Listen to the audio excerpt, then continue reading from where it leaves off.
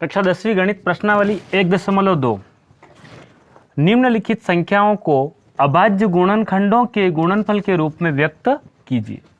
आपको गुणनखंड करना है 140 का अभाज्य गुणनखंड। ये हमने लिखा 140 और इसके हम अभाज्य गुणनखंड करेंगे तो इकाई में देखेंगे हम, यदि इकाई में 2, 4, 2 तिया 6, 2 चौक 8 और 10 का शून्य अगर दिख जाए तो आपको 2 से यहाँ पर डिवाइड इसको करना है। तो हमने 2 लिखा, 0 दिखने पर इकाई में 2 1 से बात करेंगे तो छोटा है, 2 साथी 14, शून्य का शून्य। फिर हमें 0 मिला, फिर हमने 2 लिखा, 2 तिया 6, 7 था 6 लिया, एक और बचा है, 2 पंजे 10। फिर हम यहाँ देखते हैं, अब इकाई में ये वाली चीज़ें नहीं है, ये वाली संख्या नहीं है, तो 2 की बजाय हम 3 से, 5 और 3 8, 3 से नहीं जाएगा, इसको हम 5 से लगाते हैं, 5 7 35 और 7 का 7। इसका अभाज्य गुणनखंड जो हमें मिला 140 बराबर 2 गुणा 2 गुणा 5 गुणा 7, अर्थात ये ऐसा बना 2 की पावर 2 गुणा 5 गुणा 7। ये आपका उत्तर है। अब हमारे पास है 156।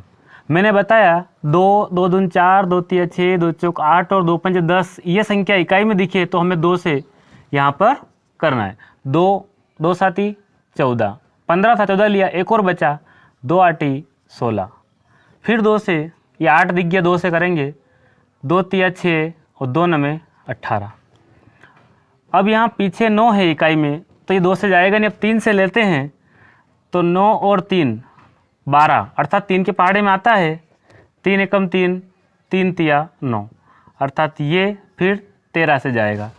तो हम लिखते हैं 156 बराबर 2 गुणा 2 गुणा 3 गुणा 13, अर्थात हम इसको ऐसा लिख सकते हैं 2 की पावर 2 गुणित 3 गुणित 13। ये हमारा अभाज्य गुणनखंड संपन्न हो गया। अब 3825, मैंने बताया इकाई में 2 2 दून 4, 2 तिया 6, 2 चौक 8, 2 पंजे 10 का शून्य दिख जाए तो हम 2 से करेंगे, लेकिन यहाँ पहले चेक कर लेते हैं हम, इकाई में 5 है, 2 से नहीं जाएगा, इसको हम जोड़ के देखते हैं। 5 और 2 7 और 8 15 और 3 18, अर्थात ये 3 से जाएगा, 18 3 में आता है, 3 एकम 3, 3 दूना 6, यहाँ बचा 2, यानी कि ये 22 बन गया, 3 7 21 और 22 था, 3 पंजे 15, 2 और 1 3 और 7 10 और 15, मतलब ये फिर से 3 से जाएगा, 3 चौक 12, 3 दूना 6, 3 पंजे 15, 4 और 2 6 और 5 11। अब ये 3 से नहीं जाएगा, 11 3 के पहाड़े में नहीं आता है, हम यहाँ 5 से कोशिश करते हैं, 5 आठी 40, यहाँ बचा 2, अर्थात ये बन गया 25, बचे हमें 25। फिर हम 5 से ट्राई करते हैं, 5 एकम 5, यहाँ बचा 3, 5 7 35।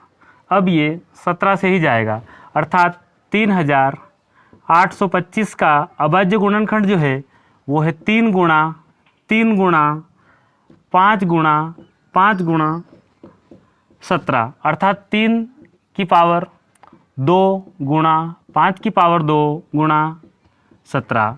ये भी आपको समझ में आया होगा। 5005 हम देखते हैं ये 2 से नहीं जाएगा, इकाई में 2 से कोई भी नहीं है, इसलिए हम 3 से करते हैं, 5 और 5 10, ये 3 से भी नहीं जाएगा, हम 5 से करते हैं, 5 5 एकम 5। फिर हम देखते हैं कि 5 से अब नहीं जाएगा, अब 7 से, 7 एकम 7, यहाँ बचा 3 है ना, अर्थात ये 30 बन गया, 7 चौक 28, यहाँ बचा 2, 7 तिया 21। अब हम यहाँ कोशिश करते हैं 7 से, तो ये 7 से भी नहीं जा रहा है, इसलिए हम 7 के बाद या 9 से भी नहीं, 11 से प्रयास करते हैं, 11 एकम 11, तो 3 यहाँ बचा है अभी, 11 तिया 33, अर्थात ये सब प्राप्त हुआ 5005 का अभाज्य गुणनखंड 5 गुणा 7 गुणा 11 गुणा 13। यही अभाज्य गुणनखंड इसका है, ये भी आपको समझ में आया होगा। अब हमारे पास 7429, इसका हम अभाज्य गुणनखंड करते हैं तो यहाँ 3 से प्रयास करते हैं, 7 और 4 11 और 2 13 और 9, अर्थात ये बना, तो ये 3 से भी नहीं जा रहा है।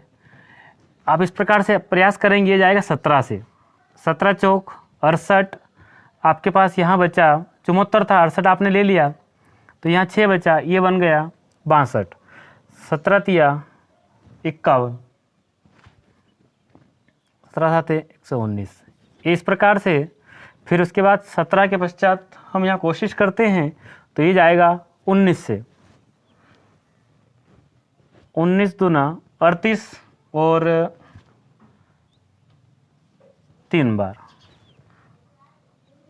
उसके बाद ये 23 से ही जाएगा। इस प्रकार हमें प्राप्त हुआ 7429 का 17 गुणा 19 गुणा 23।